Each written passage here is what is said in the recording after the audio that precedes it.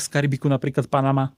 Fantastická krajina na kávu, odkiaľ pochádzajú, dá sa povedať, tie najdrahšie kávy sveta. Najväčšie skvosty. Áno, v podstate máme tam súťaž Best of Panama, ktorú by sme mohli prirovnať ku kávovým Oscarom. A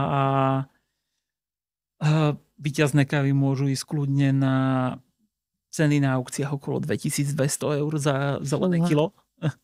To sú ale kávy, ku ktorým sa bežný smrteľník a dokonca ani ja nedostaneme. Už len kvôli ich cene. Takže si ešte nepil takú... Až takto drahú kávu nie. A pil som už kávy, kde sme sa hýbali možno okolo 200 eur kilo, ale už upražené. A musím povedať, že už tie boli hrozne zaujímavé.